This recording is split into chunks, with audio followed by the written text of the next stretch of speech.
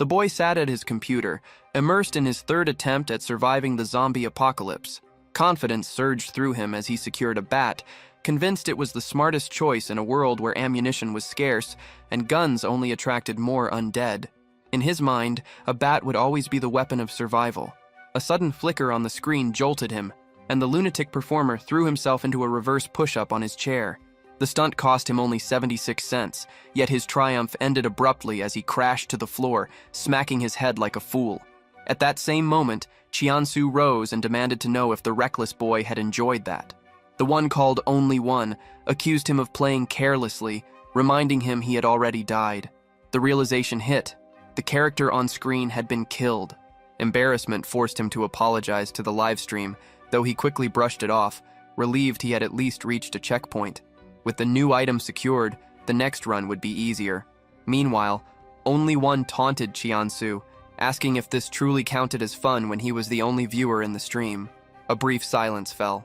Chiansugyo, the streamer, admitted he survived off live streaming solely because this same viewer never left. Only One questioned the truth of that claim, then declared that if it was true, he chose him. Chiansu, baffled, accepted the odd proclamation with hesitant gratitude. The mood shattered as the entire room began to shake. He leapt to his feet, startled, moments before a deafening explosion rattled the city. Racing to the window, he saw fire consuming buildings and terrified crowds fleeing through the streets. He announced the chaos to his live stream, yet his computer shut down without warning and refused to power back on. Confused and unsettled, he abandoned the darkened machine and stepped outside. A woman bolted past him, and when he called after her, she only glanced at his face before sprinting away in panic. Bewilderment set in, only to deepen when glowing messages materialized in the air before his eyes. Some lines mocked him, calling him pathetic. Others questioned why anyone would choose such a loser. His chest tightened as the realization struck. This was a chat window floating in front of him. Panic set in when the words began echoing his own speech, the viewers ridiculing him by repeating everything he said. He reached for the strange projection, thinking exhaustion had driven him into hallucinations, but the stream's voices only laughed louder. More messages scrolled across his vision. Some told him he couldn't touch it.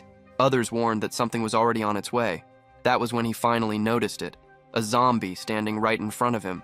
The chat exploded, announcing his inevitable death and mocking the sheer horror of watching a player so hopeless.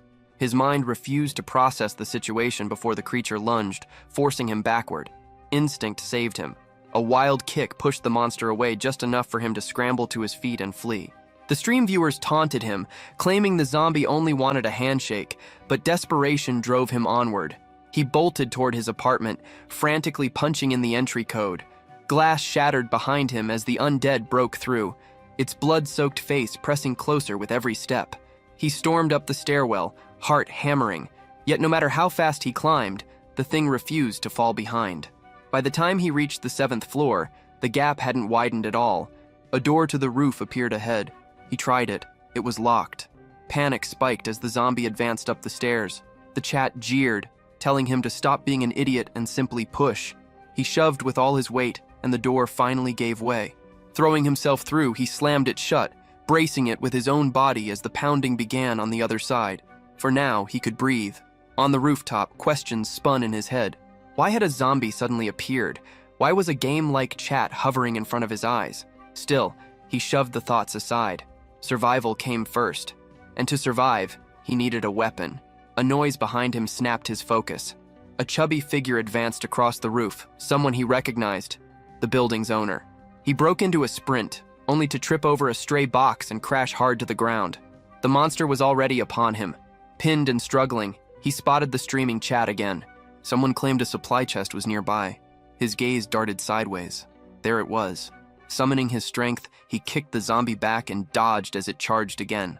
Shinsu hurled his weight to the side, cursing the creature, and by sheer chance, or instinct, it launched itself off the roof, plummeting into the void. The chat immediately debated whether it had been dumb luck or calculated genius. Exhausted, he collapsed, but there was no time to rest.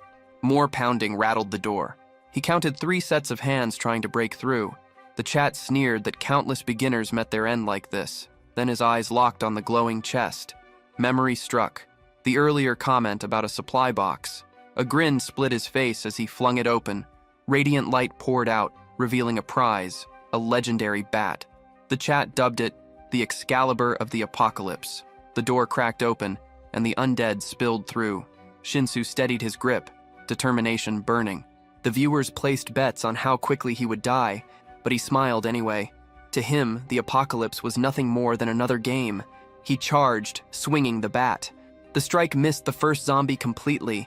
Surrounded, he whipped the weapon back and forth in panic, yelling at the creatures to back off. The chat roared with laughter, branding him a clown. And still, the real problem closed in. The zombies were too close, packed so tightly that the legendary bat couldn't even move the way he needed. Pinned down, he tried to restrain one zombie, but another closed in from behind. Instinct took over. He released the bat and hurled himself to the ground, narrowly avoiding a bite. The creatures crowded him, the space too tight for swinging any weapon. Forced into a desperate gamble, he wriggled free and broke through the horde. Against all odds, he slipped past, leaving the chat stunned at his sudden burst of skill. Back inside his room, the flood of comments shifted. Viewers admitted he was more impressive than expected. Yet Qiansu quickly realized the grim truth. Both his computer and his phone were dead. When the chat demanded to know where he was going, he focused on one thought: reaching his parents' house. Without hesitation, he mounted his bike and sped away, age doing nothing to slow him. The commentary scrolling across his vision was ignored now. Only family mattered. Checking the fuel gauge mid-ride, a blur shot across his path. The bike toppled and he skidded to the ground. Messages spiked, asking if that thing had been a tongue. Confused, he turned, and the chat supplied an answer: a hellish frog. Shock struck. This wasn't a zombie. It was a monster, alive and real. His disbelief lasted only seconds before a whip of tongue lashed out. He dodged, and another stream comment appeared. A ruler materialized alongside it, sparking an idea. Sprinting into a tunnel, he used its sharp turns to evade the creature's strikes, buying himself precious seconds. Some of the supplies he had carried still survived the crash. Cornered again, he gripped a Molotov tightly, daring the frog to advance. The chat praised his nerve as the monster charged with a violent headbutt. He dodged and hurled the flaming bottle, but the fire clung uselessly to the creature's hide. Frustrated, he lit another and smashed it into the beast's face. Still, the thing fought on, confirming his suspicion. Its weakness lay within, not without. With only one Molotov left, he had no choice but to risk everything. Hidden behind a wall, he goaded the beast closer. The tongue lashed. He rolled aside, and with perfect timing, jammed the last bottle straight into its gaping maw.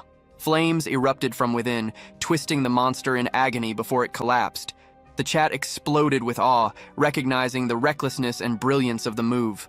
Breathing hard, he declared it finished, though the messages warned him not to lower his guard. Some voices hailed him as one of the best beginner players they had ever seen. He frowned, questioning why they described his life as though it were a game. But in the end, he chose not to care. Real or not, he would accept it. He vowed not to die like an idiot. At that instant, a notification appeared.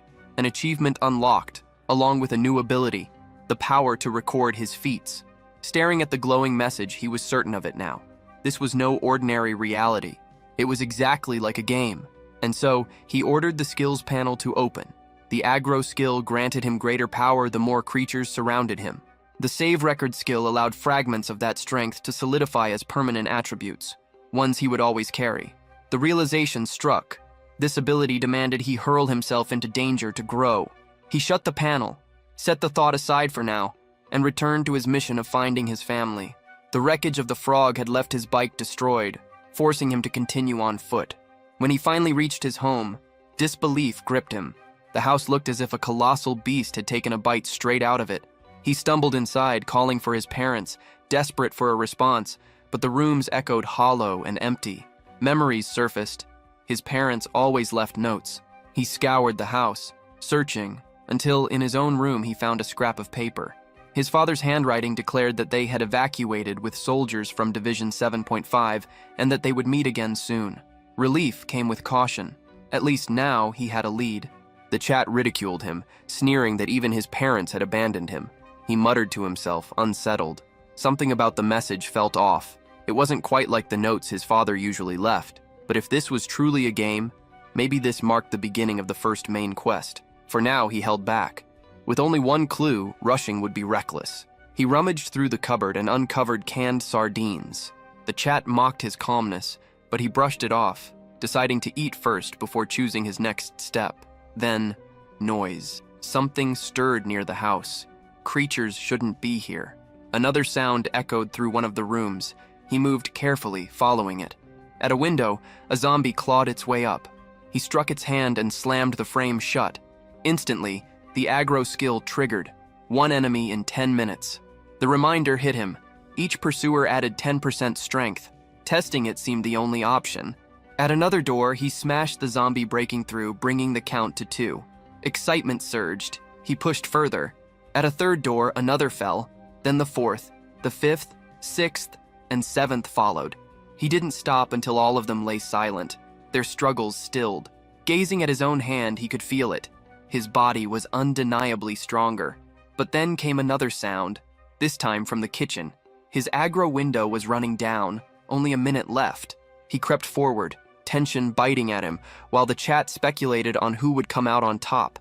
Peering under the table, he discovered not a creature, but a man crouched in hiding. Moments later, the stranger, apparently a restaurant worker, was already cooking.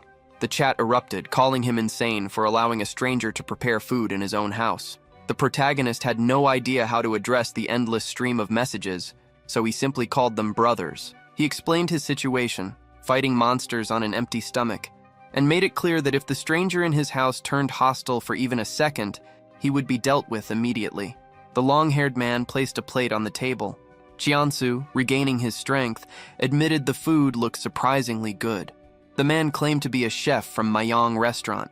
Jiansu pointed out that the noise he had caused earlier had forced him to face a swarm of zombies. The stranger bowed his head, apologizing, desperate not to be thrown back outside where the dead waited. Jiansu finished his meal and said he would leave soon. When asked where, he answered that he was searching for information about his father. The stranger suggested the local elementary school, which had been converted into an emergency shelter.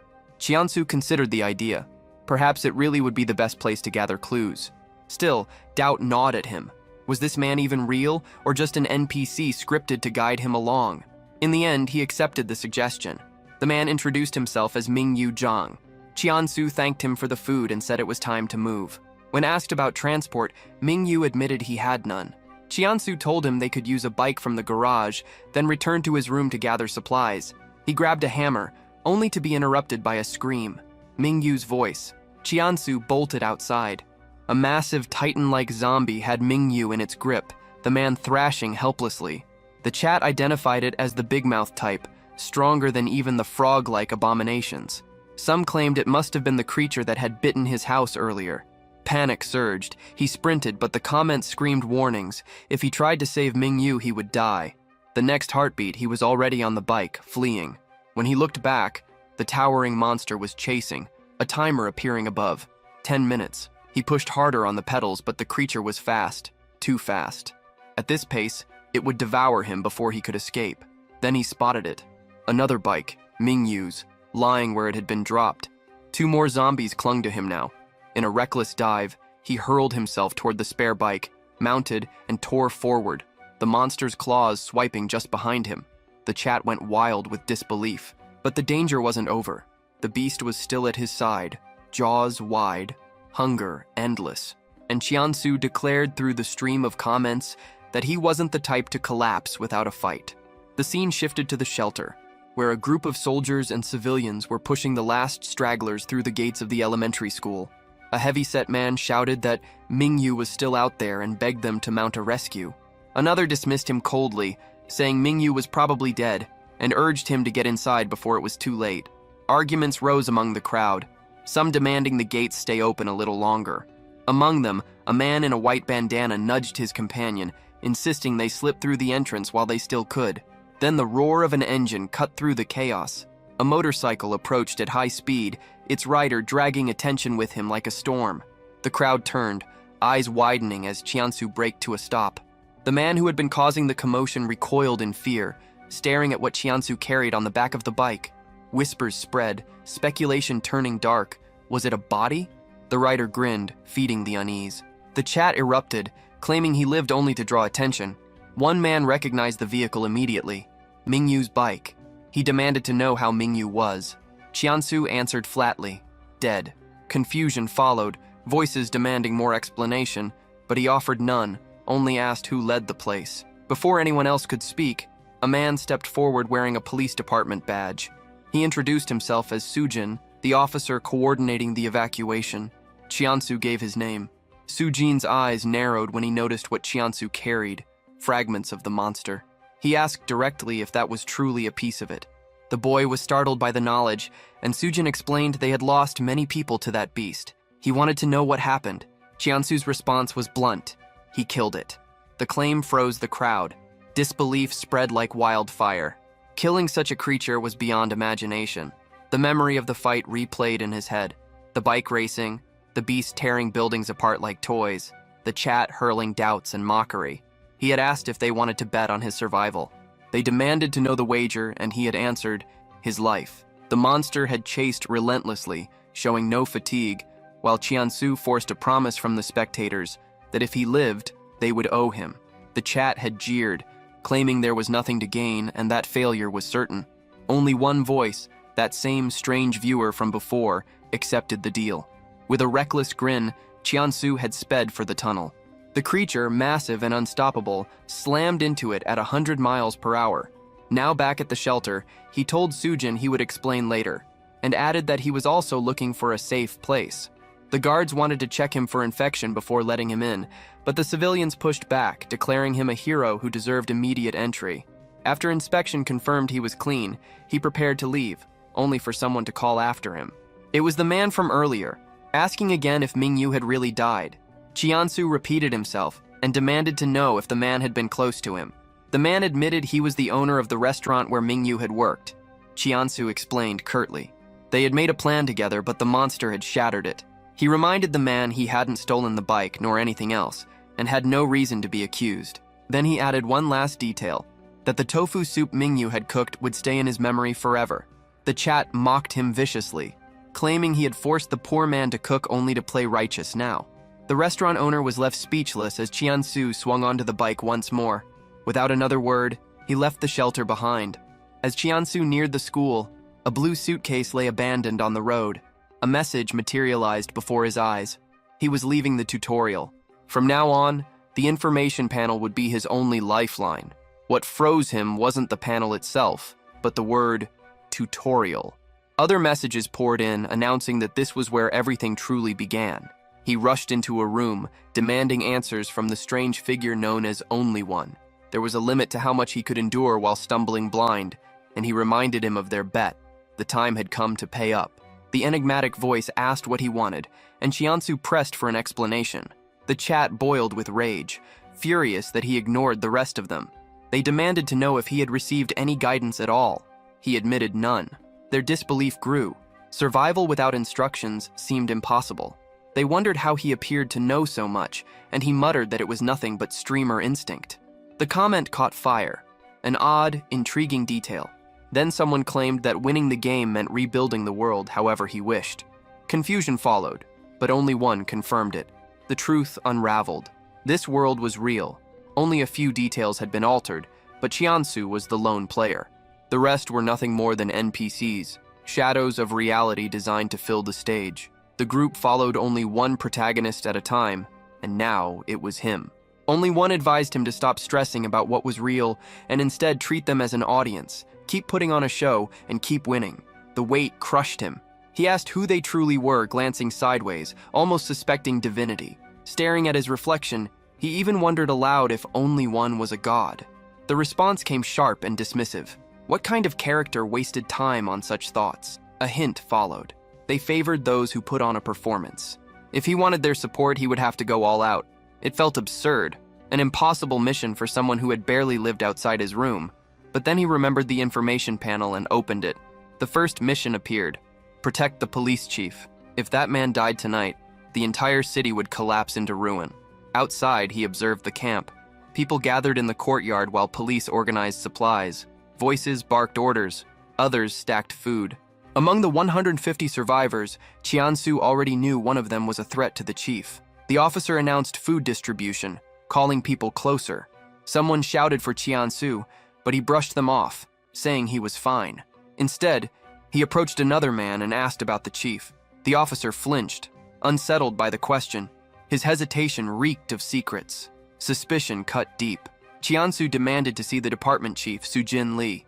The officer exchanged whispers with others, clearly seeking permission. Finally, he asked Qiansu if he had really killed the monster. When the boy confirmed it, the officer relented. The truth came out. They were desperate for people with his strength. The police chief had gone on patrol and vanished. Shock hit. The mission wasn't about protecting a leader already here. It was about finding him before it was too late. Qiansu demanded to know why no search parties had been sent. The officer explained their forces were too thin, torn between guarding the survivors and scouring the city. Qiansu pushed further, insisting he be allowed into the chief's office. With more information, his chances of success would grow. Nervous sweat ran down the officer's neck, but at last he agreed. Inside the temporary office, Qiansu urged the chat to keep their eyes sharp for clues. Nothing appeared, until he spotted a map. A mark stood out. The location wasn't far. Then footsteps behind him. He turned. A man stepped in, claiming he had heard about the boy searching for the chief. His hand extended for a shake, praising Qiansu for defeating such a powerful monster. He introduced himself as Gaeyong, though the handshake was no greeting. It was a test of strength, a crushing grip designed to dominate. The chat mocked Qiansu, branding him weak. He bit down his irritation, wondering what this jerk's game was. Before he could respond, a scream tore through the camp. Everyone rushed outside. Chaos unfolded in the courtyard. Among the survivors, infected figures writhed and snapped, biting into the nearest victims. Once 2 or 3 fell, panic spread like fire. People tried to flee, but escape was gone. Qiansu's eyes widened. He didn't understand how infection had breached the shelter, but the chat knew. They warned him. The entire place was about to collapse into madness. Qiansu tightened his grip on the hammer, knowing the crowd needed help. The courtyard was collapsing into chaos, and the police hesitated. Firing their guns risked mowing down civilians. He cut through the mass, hammer swinging, dropping the first infected with brutal force. He barked at the officers to stop freezing up and use their own strength. Even the restaurant worker joined in, clutching a frying pan like a makeshift weapon. The man with the white bandana warned Gaeyong to watch himself, but Gaeyong had already stepped forward, swinging the pan into the skull of an infected. Qiansu tore down 2 more, clearing space. Gaeyong noticed it. Qiansu was buying time for him to finish the job. Accepting the unspoken pact, he slammed the pan again and again until the police finally snapped out of their paralysis and joined the fight. The survivors screamed to open the gates, desperate to flee, but the locks held firm. To Qiansu, that sealed it. Someone had deliberately let an infected inside. Only someone with authority could have pulled that off. In his mind, the traitor had to be one of the police, a man gone insane. He told the live stream he wouldn't waste energy on this now. The chief was his real target. He strode to Gaeyong, telling him to keep his eyes on the officers. Gaeyong was left confused, but Qiansu said there was no time to explain and framed it as repayment for Mingyu's kindness. Then he bolted. A policeman tried to block his way, but Qiansu brushed past, telling him to worry about himself. He grabbed the bike, mounted quickly, and told the chat that staying would only sabotage his mission. The marked spot on the map gnawed at him. Something was hidden there. The ride ended at a lonely container deep in the forest. Through the windows, no bodies, no movement. Only the floor covered in a mess of footprints. Too many. Maybe a horde had passed through. He turned to the chat, demanding to know when his next supply chest would drop. They mocked him, saying this was hard mode. He snapped back that it was already unbearable and he needed support. They joked about paid content, claiming he had to invest real money. Confused, he scrolled the chat and found the $sign. Clicking it revealed donations were disabled. The chat pressed him to turn it on. He did, and unlocked monetization. Immediately, only one tossed him a single zen. 2 others added 2 more. Rage boiled. Those bastards had hidden this system just to watch him struggle. Forcing it down, he entered the container. Inside, it was nothing more than an ordinary house, out of place in the wilderness. The chat teased him, asking if he was angry. He said he held no grudges, but he knew the truth. They were withholding far more than they revealed. Why had the map led him here, to this strange little house?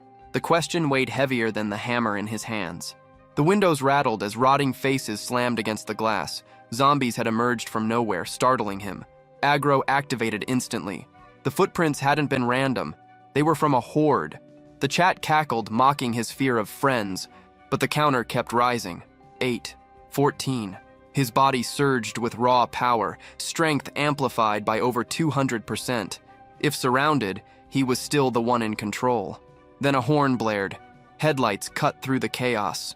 A car swerved toward him, forcing him to roll aside. Behind the wheel sat the same scum who had lured the zombies into the school, Guyan, hiding behind the glass, but his presence unmistakable. Rage burned in his eyes as he realized the kid was not only alive but cutting down the dead like it was nothing. Guyan gunned the engine, vowing to grind him into the dirt. Tires screeched. The vehicle hit something, jerked to a stop, but it was only a zombie crushed under the wheels. A knock on the window froze him. Chiansu stood there, hammer raised, his arm shooting forward to smash the glass. The elbow strike shattered it in one blow. At this strength level, Guyan had no chance. Desperate, Guyan grabbed an airsoft gun and fired, but the shots whizzed harmlessly as Chiansu ducked low. Guyan stomped the accelerator, trying to flee. Checking the rearview mirror, his blood ran cold. The kid was chasing him on foot at 80 miles per hour. The chat roared that Chiansu was furious. Guyan cursed, determined to teach him a lesson. He swerved into a maze of containers, hoping to lose him. Chiansu closed in. Guyan reached into the glove box, pressed a hidden button, and smirked. The containers cracked open, spilling out a swarm of zombies. The chat declared him finished, but the aggro counter hit 40. His body now surged at 5 times its normal capacity. 2 minutes. That was all he needed. The first zombie crumpled instantly. Then another. The sequence ignited. Swing, crush, repeat. Still, the swarm was endless. His gaze locked on Guyan, parked under a tree, fumbling with his phone. Chiansu sprinted, smashed through the side window before Guyan could react, and pinned him in place. The demand was simple. The police chief's location. Guyan's hand twitched toward his waist, but Chiansu caught it, slamming it down. The chat warned of his other hand. He immobilized that one too. Guyan choked out questions, baffled by this monstrous kid. Chiansu's only answer was that he had the backing of countless fans. One brutal kick sent Guyan sprawling across the seat. Now behind the wheel, Chiansu claimed the car. Guyan, unconscious and drooling, slumped like dead weight. A pair of handcuffs glinted in the console.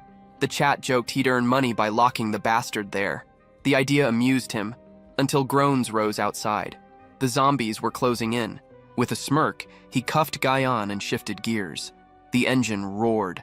The car tore forward, plowing through the infected, crushing bone and flesh under its wheels. He cursed himself for not paying closer attention to the panel. The notification had clearly said from the start that Police Chief Mayong was at the food school. There was no reason to be here. Then, a blue teddy bear rolled across the asphalt, and instinct made him slam the brakes. The toy spun and hopped, dancing across the road. The chat laughed. Viewers joked about the creepy doll. The stuffed bear straightened and walked. For a beat, he froze, uncertain what to do. The tiny thing looked directly at him, then bolted into the trees. Only one explained. This was the only bear, not a regular monster, a guider to reward chests. Guyan stirred in the passenger seat, and the chat debated whether Chiansu would follow the bear. He grabbed a taser and ran a quick poll. 1 to keep Guyan out cold, 2 to shock him back under. The chat hammered 1, but he chose 2 and tasered Guyan into unconsciousness again. He climbed out and followed the little bear through the undergrowth until it led him to a chest. Opening it cost 5 zens. The shield icon hinted it wasn't a weapon. The chat prodded him to stop stalling and just open it. He ignored them and paid. Inside was a high-quality flashlight. Disappointed, he pocketed it anyway and turned back to the school. Back at the shelter, people spat about how stupid someone had been to let a zombie slip inside. Chiansu said he'd been there the whole time and ordered calm. A call pulled him aside. Something needed his attention. In a corner, men asked if they had contacted Guyan Go. They needed to reorganize the police. Chiansu suspected Guyan was behind the mess. He promised to handle the police chief himself. After all, the 3 of them were tied to this. What he didn't know was Guyan had been listening on the stairs. The bastards were plotting. Guyan saw men move toward the construction annex. There, someone found his jeep and Guyan, handcuffed and out cold. Realizing Chiansu had been right, he tried to reach the boy, but a hand slammed across his face. Chiansu had found him. Guyan stammered about the chief. He said the police chiefs were in the basement, guarded at the door. The scene cut to Chiansu pressed against that door, listening to voices inside. He watched a man prepare a taser while the chat suggested he'd earn a zen by kicking the door in. So he did. One brutal boot to the back sent the guard sprawling and earned him a coin. He rose, hand reaching for a weapon, then stopped. He told the man who he was, the remnant of humanity the officer had lost. The guard fumbled his gun, fired wild shots, then clicked an empty chamber. Chiansu smiled and pounded the man's face. One strike for Mingyu, another for the police. A final blow for everything that had happened. The chief lay unconscious. Chiansu demanded the keys.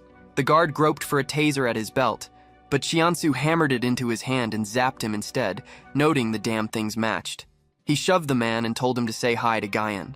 The chat pushed for blood, but Chiansu held back. More threats were coming. He pivoted and neutralized a passing officer with a swift, silent strike. The chat cheered the cold efficiency.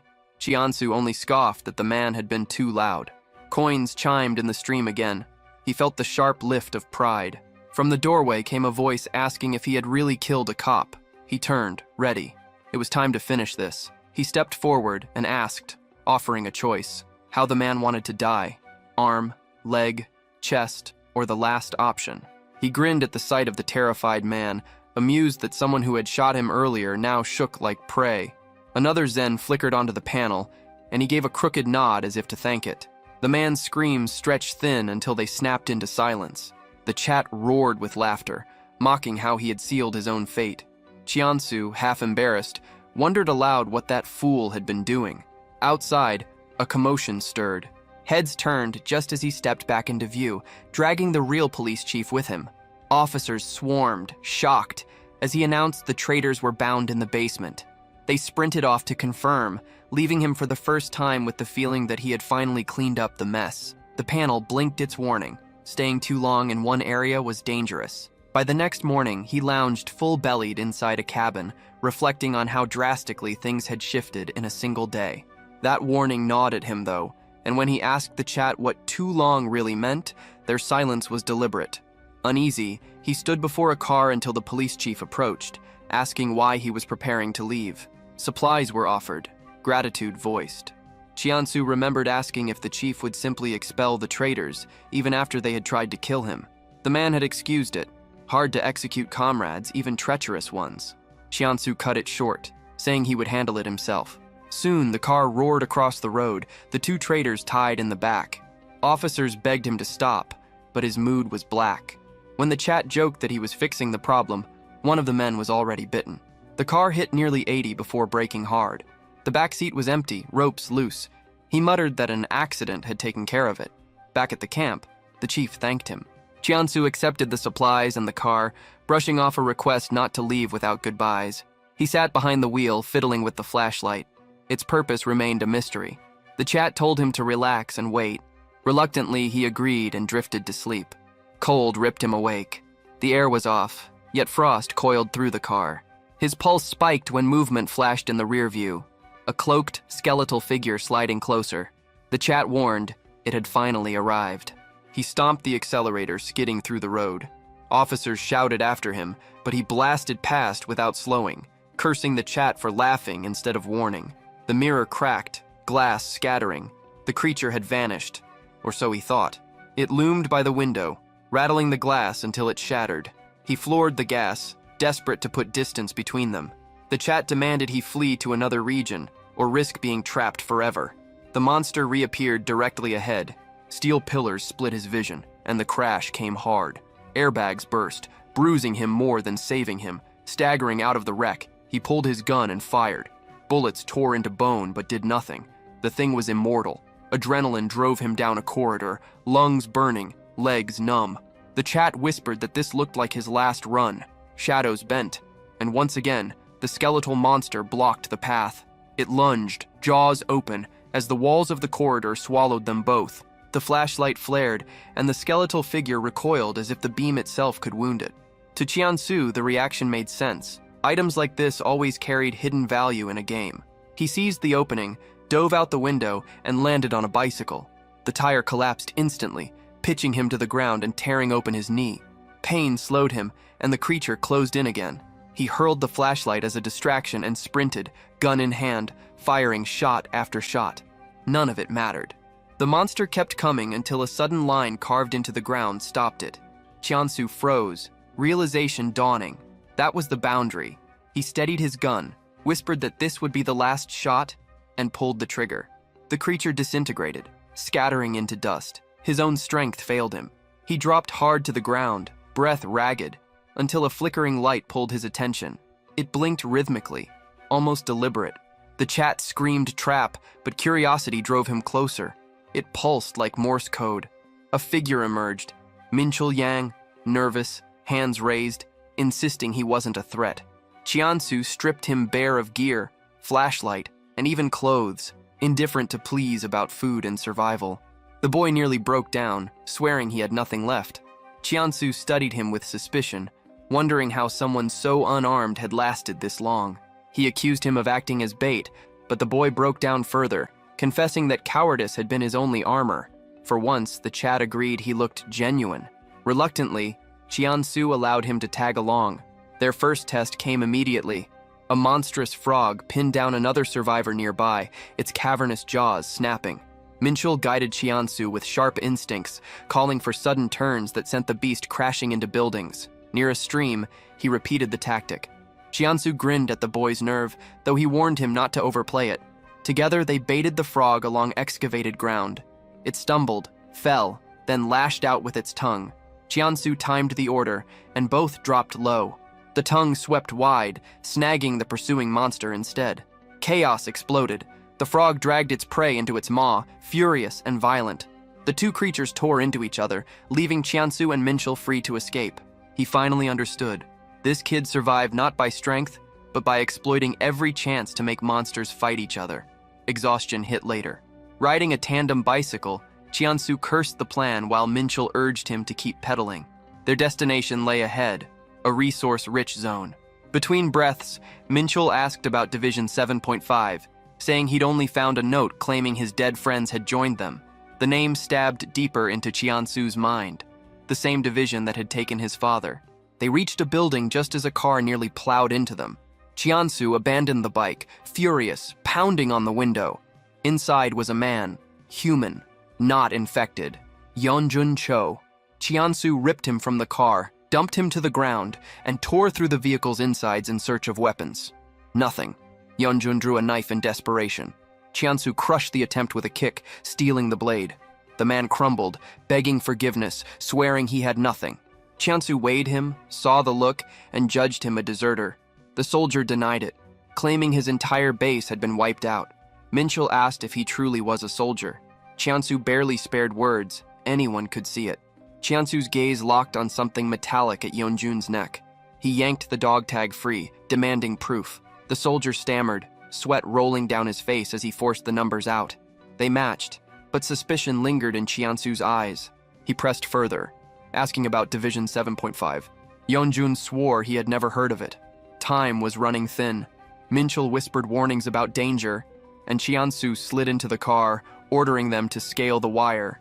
He glanced at Yeonjun with contempt, questioning whether the man was even worth dragging along. Yeonjun begged, legs broken, helpless. The memory stung. Earlier, the same man had begged to be left behind. Now he confessed he had only feared betrayal. The chat mocked, certain Qiansu never saved anyone, but he snapped back, claiming it was unfair. He tossed the choice to Minchul, opened the gate if he wanted him. The boy complied, and the three of them pushed toward the building. The parking lot was full, 4 cars still there. Odd. Why was the gate locked? Caution weighed on him as they pushed inside. Silence clung to the halls. Yeonjun was hauled into the infirmary, while Qiansu slipped away to scout. Minchul panicked, clinging like a frightened child, but Qiansu brushed him off with half a promise not to abandon him. Upstairs, the chat threw out opinions, some saying the boy was genuine, others urging him to leave dead weight behind. He barely had time to consider before a voice caught his ear. A transmission. He burst through the door to find a nest of communicators, still alive with power. Static carried the message. Division 7.5 moving toward Jeju Island. At last, a lead. He pulled up the system's panel. The directive was clear. Escape the city by train. He sprinted back, calling Minchul's name. The infirmary was empty save for Yeonjun. Rage boiled when he heard that the boy had gone to investigate strange noises. Chiansu cursed, demanding why he hadn't been stopped, then tore through the building in search. Keys. He needed keys. Only scraps of paper and an eerie detail. The lights were deliberately switched off, though power remained. Something was wrong. A scream cut the silence. He raced toward it. Yeonjun lay sprawled on the ground, rattled, muttering about noises from the basement. Then came the footsteps, heavy and deliberate, climbing the stairs. A stranger emerged, clutching Minchul like a shield. The boy shouted for Chiansu to run, but running wasn't an option. Knife in hand, he squared off, demanding the release of his companion. The man raved, sweat pouring, eyes burning with paranoia. He claimed Minchul was a thief who had broken into his company. He accused them both, spitting that all the drivers were gone. Chiansu understood then. No drivers, no keys, no escape. This madman had stripped his own company of them. Yeonjun cowered. The company owner shook, consumed by delusion. Chiansu's words shifted, sharp and fast, spinning a lie. He wasn't a thief, he was a driver, one of the best. A new recruit here to help, eager to serve in the middle of this chaos. The chat buzzed, confused, watching the charade unfold. The owner, already fractured, faltered. He muttered about needing drivers, then demanded to see a resume. The company owner's delusion caught Chiansu off guard. An interview, a resume, madness wrapped in formality. Chiansu played along, claiming he had already brought one and sending Yeonjun to fetch it. The owner praised his dedication, wanting a job in the middle of this hell. Yeonjun returned clutching a sheet of paper, saying it was the closest he could find. The man stared blankly at it, and that was enough. Chiansu barked for Minchul to move. He rammed the deranged CEO with a shoulder and snatched Yeonjun's crutch, smashing it into the man's body. Minchul followed orders, pinning his limbs while Chiansu ripped the keys free. Moments later, they bolted for the car. Yeonjun was thrown into the driver's seat, and the order was simple: head for the train station. But the street dissolved into chaos. People scattered in terror, marked with a grotesque eye on their backs, fleeing from a massive spider thing that blotted out the road behind them. Chiansu's gut tightened. Yeonjun floored it, clueless, steering blind as the monster closed in. The company owner broke free in the back, shrieking about his taxi. Chiansu ordered a sharp turn, and Yeonjun spun the vehicle back toward the main entrance. The deranged man screamed for his precious cab until it came barreling forward with the monster snapping at its heels. They drifted hard, and the creature smashed through a building as they shot down another street. Breathless, Yeonjun demanded to know if Chiansu had really used the man as bait. Chiansu, half spent, muttered that the CEO had turned out to be useful after all. Minchul agreed. Sometimes survival demanded ugly choices. Then the blue line appeared. They crossed it, and the system registered another checkpoint. Missions unlocked, riskier objectives promising better rewards. The chat exploded, hyping him up. The card maxer finally set to shine. Chiansu tested it, asking if Minchul could see the chat. The answer was clear. The boy couldn't see or hear anything when Chiansu spoke directly to them. No functions displayed, no explanations. The maxed-out viewer dropped a zen and promised he'd understand soon. Chiansu reached toward the panel, anxiety gnawing at him, when the sound of pounding footsteps cut the air. The creature was still after them, gaining fast. Chiansu urged Yeonjun to push harder, but the engine was already screaming. The spider thing moved quicker on straight roads, closing distance with each stride. He demanded another route, but Minchul shook his head. Pressed, the boy finally suggested the mountain road. Dangerous, slower, but a chance. They swerved uphill, the monster crashing behind them. Yeonjun warned of a sharp bend ahead. Chiansu demanded a plan, and Minchul's voice cracked. Just keep going. The creature wouldn't be able to brake in time. Chiansu turned to the chat, desperate for a mission. The replies mocked him, calling him doomed. Then the card maxer struck again. A new mission. Roll down the window, taunt the creature, and earn a buff to keep the car on track for 5 precious seconds. Chiansu didn't hesitate. The window dropped, and his voice ripped into the night. Vile insults, barbed laughter, daring the beast to kill him. The monster faltered, eyes locking on him. He piled on more venom, louder, harsher, until the mission cleared and the buff kicked in. The car held steady. For 5 seconds, survival was his. The curve sign flashed by and Yeonjun gripped the wheel. The buff snapped into effect, keeping the car glued to the road as the spider-like monstrosity was hurled from the cliff. It wasn't just a curve, it was a drop, and for once, the engineers who had built this road deserved respect. Against all odds, they survived the impact, the car rattling but steady. Yeonjun's knuckles stayed white, disbelief painted across his face, while Minchul sagged in exhaustion. Chiansu muttered his thanks to the maxed-out donor in the chat, only to be reminded that now he owed him one. Time passed. They rolled toward the station, but the sight that greeted them was eerie. The place was barren. No survivors, no movement, nothing but silence despite the radio message promising more. They stashed the car out of sight and approached on foot. Yeonjun worried aloud about zombies, but Chiansu dismissed it. He would handle it. Minchul hesitated, but Chiansu reassured him and then roared into the night, summoning the infected. 3 of them turned, shambling with hunger, and as they drew near, the strange counter ticked upward. Power 1.4. Strength surged through his veins. He cut them down with ease, the rush intoxicating, until one tried to slip behind him. His reflexes sharpened, his blade found its mark, and the creature fell without effort. The chat buzzed with praise, calling him brave, calling it growth. He spat at the screen, telling them to stop filling the air with such cringe. Still, he couldn't deny it. His body felt faster, sharper. Then came the sound of a man's desperate cries. A name spilled from his throat, familiar. The city's mayor. Chiansu narrowed his eyes, wondering if the man was connected. He asked the chat if saving him was worth it. Most screamed no. The maxed-out donor screamed yes. Chiansu decided he couldn't ignore it. The zombie toppled dead before it could finish the job. The man beneath wept and babbled. The mayor had abandoned him, tossed him out of a car, told him to scout, left him to die. He warned that this station was overrun and begged them to try another, but Chiansu pressed him for details. The mayor was inside, guarded by others. That was enough. This felt like a story mission. In front of the station, the survivor scanned for his friends and found nothing. Chiansu introduced himself, steady and cold. Chiansu Huang. The man stopped suddenly, pointing ahead. A figure in the dim light. A child. His mouth opened to call out, but Chiansu clamped a hand over it, furious. No child would survive here alone. Up close, the chat groaned about his cursed luck. He asked if it was truly that dangerous, demanding a reward. The chat offered nothing. Then the maxed-out donor dropped 100 zens. Chiansu froze. A single zen equaled 10,000 won. That meant nearly $700 had just landed in his hands. He squeezed the man's mouth tighter, grateful for the stake. The girl wasn't human. He would deal with her. But she turned. She ran. Panic overtook the survivor. He bolted down the stairs screaming and collapsed right in front of the lurking monster. His voice broke as he cried out that there was another one. Then it was too late.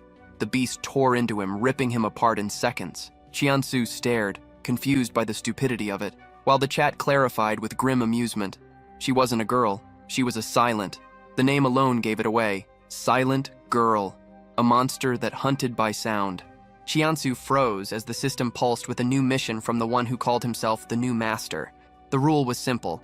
He couldn't move until the creature passed. The reward was an ability to make someone deaf for 1 minute. High risk, high reward. The girl crept closer, her head tilting, her hollow stare brushing over him. Sweat poured down his temples, his body trembling, but he didn't flinch. The chat hissed, asking if she was looking directly at him. Seconds stretched into eternity. Finally, she drifted past. The mission cleared, and the new ability burned into his system. He crept to the fallen survivor's body, still intact. He rifled through the wallet for a name, confirmation of who he'd just failed to save. But as he turned, the corpse twitched, rising. Without hesitation, Chiansu struck it down a second time, cursing under his breath. No more delays. He sprinted deeper into the station, praying the silent wasn't nearby. Then he heard it, Minchul's desperate scream. A silent girl clawed through a bathroom door, hunting them. Chiansu paused, weighing the risk, tempted to turn away. The new master intervened again. Mission: rescue Minchul and Yeonjun. Reward: 20 zen. Too valuable to ignore. He ducked into a nearby diner. The chat jeered, asking if he was starving. He glanced at the timers in his hand. They didn't understand yet. He crouched low, watching the countdown. Inside the bathroom, Minchul and Yeonjun fought to hold the door as claws splintered wood. Then the beep sounded. The silent girls turned in unison. Chiansu burst into view, hurled the timer across the hall, then another, each one dragging the monsters further away with its sound. With the path clear, he pulled them out. Minchul collapsed in relief. The chat mocked him for not using the new reward ability. He still had the skill to deafen an enemy, but it required touch. To lay a hand on a silent girl meant being ripped apart in an instant. Useless here. That was when Yeonjun admitted his ankle was broken. Chiansu snapped at Minchul to help him, and the mission flagged complete. But the relief shattered when he heard a low groan. Yeonjun again. Only this time, his eyes burned with the sickly glaze of infection. His leg hadn't been broken. The bite had already spread.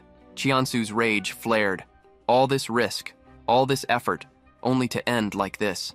He seized Minchul's arm and dragged him away. From a distance, he looked back at Yeonjun and muttered an apology. There was no saving him. They searched the train lines, finding no clear answers, until a sound caught their ears. Yeonjun stood nearby, pointing with a trembling hand. Chiansu turned just in time to see the train, still powered, impossibly functioning. Yeonjun sagged, muttering, relieving himself in defeat, but Chiansu stared at him with grim resolve. He swore he would never forget this man. Finishing the game meant honoring him, even if only as memory. At the station's edge, Chiansu gripped Minchul's shoulder. His voice dropped to steel. If the boy wanted to live, he had to listen. The train would not come empty. It would bring something with it, something they didn't want. Minchul nodded, fear wide in his eyes. The intercom crackled. An announcement rang out. The train was arriving. They crammed themselves into a wooden crate as the train thundered past. The roar shook the platform, dragging the monsters in its wake, carrying them away like dust swept by a storm. Relief came too soon. Another locomotive followed close behind. Someone had used the first train as bait, clearing the path for the second. Chiansu's gut twisted. That train was meant for the mayor. He bolted from hiding, ordering Minchul to stay put, and advanced toward the cars. The conductor stood at the front, but it wasn't the man who drew his eye. A woman's voice cut the air, demanding to know where the mayor was. Chiansu recognized her instantly. Suyeon Jang, once paraded online as a symbol of hope, now hard-edged and furious. She accused Division 7.5 of deception, her tone far colder than the polished interviews he remembered. Minchul slipped from cover, gripping his pipe, ready to strike her down. Chiansu halted him. Better to win her trust than fight. But Suyeon's eyes narrowed at the strangers approaching, already assuming they planned to steal the train. Chiansu produced the card, claiming to be mayoral security. She scoffed at the idea, doubting his strength, but he insisted he carried information too important to waste. The chat laughed, already predicting the chaos. Then he dropped the bomb. The mayor was dead. Her face froze. Monsters had been lured here for this? She demanded answers. Chiansu pressed the urgency. Leave now, or none of them would. She admitted she was under contract to recover the mayor, but relented. She would bring him to the shelter instead, so long as he explained later. Chiansu pushed for Minchul too, framing him as just a student. She agreed, though confiscated the pipe with sharp disdain. The train rumbled to life. Then Yeonjun appeared, limping down the stairs, alive. Chiansu muttered thanks. Survival owed to him. His relief shattered when a shove knocked him flat. More figures emerged. The mayor, screaming for the train to stop, clawing toward Suyeon, insisting she save him. She stepped out, shocked, until Chiansu pointed to the wave of silent girls tearing down the station. If they stopped, they all died. Her jaw tightened. She returned to the train. Behind them, the mayor cursed, his voice breaking as he spat that the code is the end. The mob of silent girls swallowed him whole. Chiansu asked the chat if that wasn't the better outcome. They agreed. Yeonjun was no longer the same. Chiansu told Minchul to get aboard. Inside the cabin, Suyeon's patience snapped. She demanded answers, or they'd be thrown out. Chiansu doubled down, insisting everything he said was true. The mayor was gone. She slammed him against the wall, spitting that he thought she was a fool. Chiansu admitted he never even met the mayor. Her fist struck his foot, making him stumble as she shouted for the truth. Cornered, he confessed. The card belonged to someone abandoned to die. He'd taken it to force his way through because the streets swarmed with creatures and survival left no space for honesty. She snarled that deception was still deception. He reminded her of her old interview, how she had called herself a light in dark times. He said he was one of those suffering people. Her face cracked. Anger shifted into embarrassment when he spoke her name. When he praised her as a beacon of hope, she flushed, claiming it was just a small article, hardly read by anyone. She turned away, her voice quieter, unsure whether he was mocking her or sincere. Finally, she relented. What's done is done. They would work together. Chiansu pressed one more time, asking if she guaranteed their course to Daejin. She confirmed. Then he brought up Division 7.5. Her expression darkened. During the apocalypse, she said, they were the ones responsible for... They don't get them. If they wanted me to save people, then just tell me to save people, but they put on some weird conditions. Right? Doesn't it seem strange? She've never heard of that unit before. Never met the person in charge. She've only talked to them through emergency channels. Wait, when did you drop the honorifics? She's 27 years old, he's older than me. He'll use honorifics then. He's 2 years younger. All right, definitely. It does seem suspicious. Then why does the 7.5 division need the mayor? Because the order is crumbling. That's why they needed him. The soldiers aren't listening. Wait, she doesn't know anymore because she only talked to them through the radio. They could have a lot more influence than I thought. Is it because they have a lot of pure-hearted citizens? He'll take note of that. He has to repay the favor for letting us on the train. As if you will. Hyung, Cheon-su Hyung. Why? What happened? Holy shit. Oh shit, that scared me. When did it get on? Maybe it was when they stopped. What's going on? Don't make noise. Is it confusing how empty the train is? It seems like it hasn't realized that we're inside here. What should we do? Should we get rid of it right now? Right here? No noises. If you enjoyed this video, don't forget to give it a thumbs up. It really helps. And for more content like this, make sure to subscribe and hit the notification bell so you don't miss any updates. Let me know in the comments if you'd like to see another part. I'd love to hear your thoughts.